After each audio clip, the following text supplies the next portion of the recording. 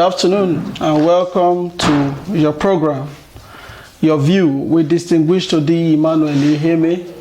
We are live and we are direct this afternoon from Lagos, Southwest Nigeria, and the show is back on air. We did promise you, we have had series of calls from our listeners, our viewers and listeners also. We have series of calls from well-wishers. We are pleased to inform you that from now henceforth, we are gradually returning back to your airwaves, especially in times like this where there are so many topical issues. I bid you a welcome from everywhere you are watching the program live from. We would like to inform that this is a recorded, it's going to be a recorded broadcast. So in subsequent presentations, we will be having a live and recorded broadcast as well. The producer, as always, is Daniel Fiercing Lion Adeyemi, and I'm your host, as always, distinguished today Emmanuel Iheme.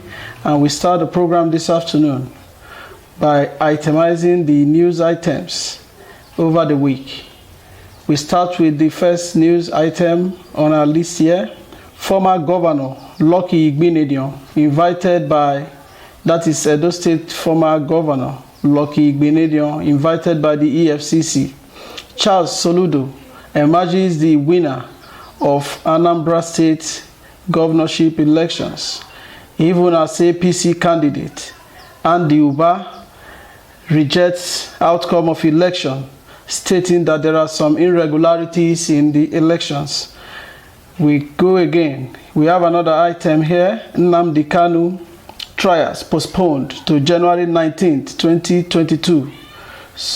We go again. We have another item here. IPOB frowns at continued sit at home. We have another item here. Governor Udom Emmanuel of Akwa Ibom State. He says, and I quote, Nigeria economy was better under Goodluck Ebele Jonathan. And I would say, what do you expect from him? After all, Jonathan was his party member at the time when he was the president. And by the way, we can also report the truth that, yes, the truth of the matter is that the economy at the time Jonathan was in power was by far better than what we have today. And we go again with another item. 40 million unbanked Nigerians to benefit from MTN Airtel mobile money license. And that news item is from Business Day newspaper. And we have a very beautiful story that caught my attention. And this story was reported by Legit News, online news platform. 16-year-old Joy Amor, beg your pardon, let me take that news item again. 16 years old Joy, best WAEC student, was awarded 500,000 naira by a foundation known as Unispring in conjunction with the government of Benue State.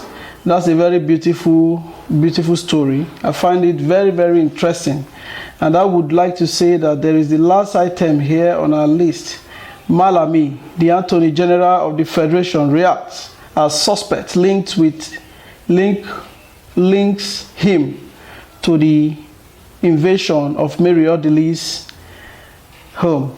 Now we go back to, those are the news items we have. Now the analysis for the program will start. First news item I have here, former Governor Lucky Igbenedion invited by EFCC. I would like to say that there is nothing wrong in inviting people for investigation, especially when they are perceived to be corrupt.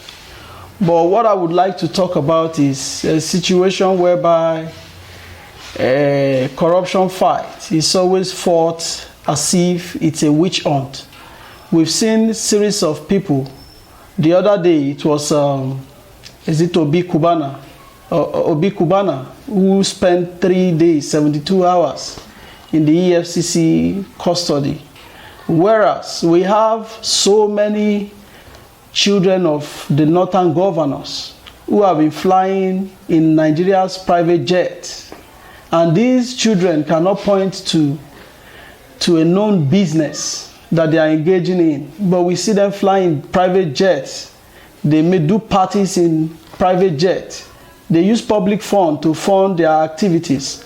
And yet, we don't hear the EFCC inviting these children of governors. Or are they also immune? We know stories, and we've read of stories and instances where governors are perceived to be very, very corrupt, especially from the north. We can even cite, we can name because there was a video footage that showed, even though it was disputed, but you know, the video cannot lie. Initially they said it was doctored. That is Ganduje, to the extent that people nicknamed him Gandola. What I would like to say in this instance is, it is very important that when we are fighting corruption, we shouldn't make it to look like there are people who prefer to fight it against than others. Let us make it a fight for all. If anybody is perceived corrupt, take him in for questioning. Ganduje, as we speak today, there is nobody who has said a thing about him. And it is very wrong. Every time you talk about it, people from the south have always been the scapegoats. For heaven's sake, we are running a country. We are running a country, and this country comprises of Christians and Muslims, comprises of people from the north, people from the south, people from the east, people from the middle belt and from the west. So if we fight corruption, I would advise that we fight it holistically, not taking sides. Because another invitation of, I'm not making brief for Ibori, as far as I know, I said Ibori, beg your pardon, for Lucky Gbinedion. What I'm saying is, if we want to fight corruption, we must fight it holistically and not take sides. You understand? I've read about the story initially where he had to undergo some investigations by the EFCC, and up until now, he's still being invited. We have other people up north. Why are they not invited? Yes, you will say that immunity covers Ganduje, but at least EFCC should make a statement. So I move to the other news item. Soludo emerges the winner of Anambra State elections, winning 19 local government areas out of the 21. This story is credited to Punch newspaper. Yes, I would say that this is a victory. This is a victory for democracy, if you ask me. This is a victory for democracy. I don't want to look at Andy Uba's disagreement with the outcome of the elections. I mean, there was a video footage, for instance, that showed that his party was bribing a woman who rejected the bribe. So he should not just, I think he should congratulate Soludo and look forward to getting the normal thing they get from, that's like a compensation that they get. You know, the Nigerian type of democracy is the type that even if you lose in elections, they could also give you contracts. And that's their type of democracy and their type of governance. So he should move away from, he should not be a baby-minded fellow. He should just move away and then be magnanimous, you know, enough to say congratulations to his new governor. It is that simple. I'm mighty glad that the women in the East have shown some level of independence when it comes to when it comes to voting, you know. And I hope things can be the way it panned out during these Anambra State elections in 2023, so that everybody will get a clear understanding of what leadership is all about. So I'll move swiftly now. Beg your pardon. Nnamdi Kanu trials postponed to January 19, 2022. This Nnamdi Kanu's trial has raised a lot of talks, generated a lot of talks over the week. And I myself, I wasn't too pleased with what I saw. For instance, a situation where you claim that you are having a trial an open trial, and people are barred from coming in to see what's going on in the court, even to the extent that you have to bar traditional rulers from the East. And yet you bar traditional rulers from the East, and you also bar his lawyer from the US from seeing what is going on in the law court. It's not a secret trial, for heaven's sake. You already own up that the type of trial that you are carrying out is an open trial. So why make it something that people need to talk about? And I think we need to move away from this type of backward attitude when it comes to things that are supposed to be transparent. For all I know, the trials of Nnamdi Kanu is not transparent enough for people to see.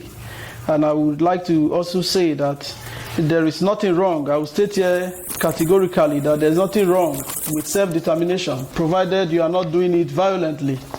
If you do it peacefully, there is nothing wrong. It is internationally acceptable that you can say no. What is wrong in the whole thing is the manner with which those in power are taking the whole thing. If for instance, you have a wife and your wife says she's not doing again, you need to have a roundtable talk. The two of you will jaw, you talk about it, tete-a-tete, you discuss, you know the way forward. You know, being together, we have 4 regions in Nigeria. Sorry, we have regions in Nigeria.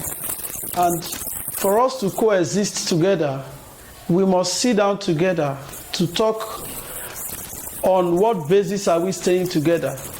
You don't impose nationhood on anybody. We must sit down and know why we are staying together.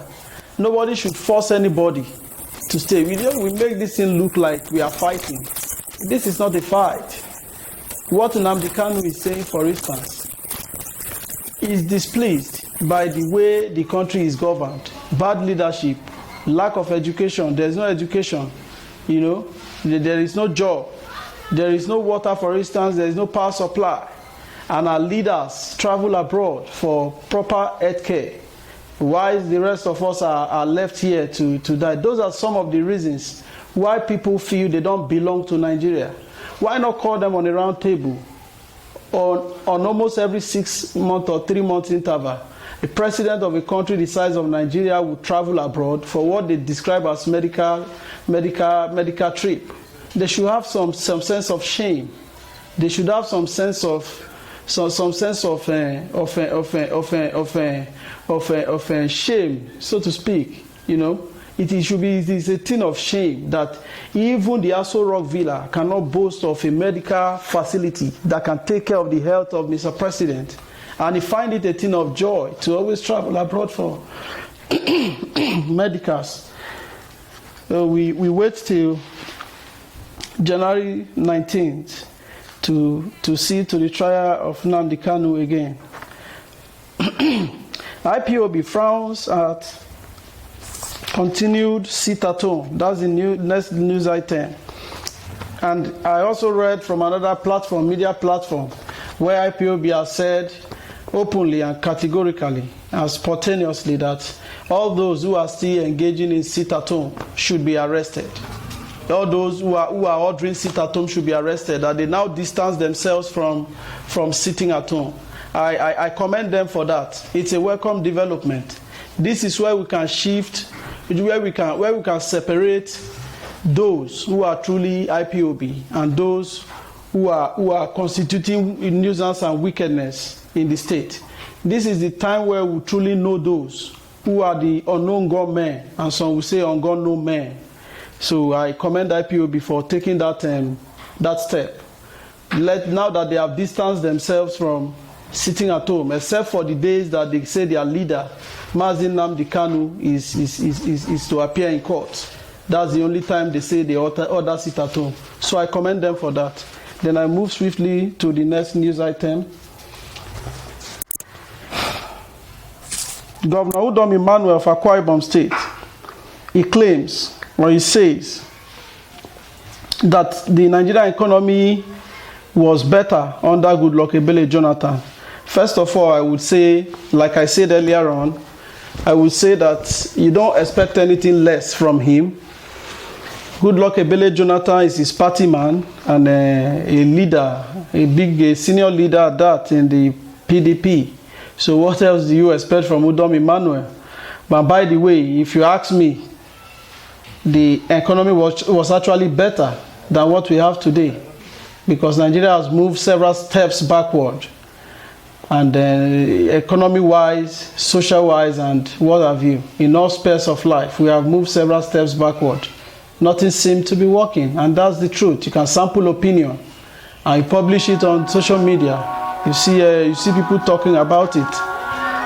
So that is that. And by the way, I want to say that the souls of all those who have lost their life in the Ikoyi 21-story building collapse, God will accept their soul, and may their soul rest in peace. And I would like to also comment on that particular incident that took place 1 week or 2 weeks or thereabout back. I think, quite frankly, the time has come where people should be held responsible, especially when they give approvals for erecting structures, and when they seed such structures, such recommended structures on the land, they should be held responsible for anything that is untold that happens on the site. That was a disaster, and there is no type of damage control that has not been done to make sure that they see that they put it under the carpet. And I want the Lagos State government to go beyond media speeches and let some people be held accountable for such. You see, young people have lost their lives, and it's rather unfortunate that the fellow who owns the building supposedly was also affected by the incidents. And I call on the Lagos State government and even the federal government. That's a disaster, by the way, and both the federal government and the state government should come together and make sure that they see to the fact that somebody is held responsible. Somebody gave approval. Somehow somebody gave approval. And somehow somebody exceeded the maximum structure that should be erected, to a number of story building that should be erected. That is that. So say we have another news item here that says 40 million unbanked Nigerians to benefit from MTN and Airtel mobile money license. This is also a welcome development. This should have been done long ago, long ago. Should have been done long ago, at least to ease the stress of people who live in rural communities, so that they can also access financial institution at the tip of their finger. So I say kudos to CBN for this. This looks more like it, make more sense. Now we move over to the young lady, 16-year-old, who came out in flying colors in WAEC examination. I commend all those who have, in one way or the other, especially, beg your pardon, especially the charity organization that supported her with 500,000 naira, and that story was reported by legit online media platform. I salute everybody who supported that young lady. She said she was teaching in primary school or nursery school or thereabout to raise money for her tertiary education. And we would say, if you ask me to state my mind, I would say, people who go for BB Naija and all these type of shows that doesn't make sense at all. They happen to always get more than enough. And when we have people who go for educational programs and programs that will be beneficial, like we had a young man who came out in first class in Unilag some 2 years or 1 year ago or thereabout, was everything he got was just a laptop. And I think corporate organizations should try as possible as they can, multinationals, big oil companies, when we see people doing well in education, we should try as much as we can to always take good care of them. Now, on the final item on our list, Malami, the Attorney General of the Federation, reacts as suspects links him to the invasion of Mary Orderly's house or home, if you like. This item was reported by Premium Times. The Attorney General of the Federation, Malami,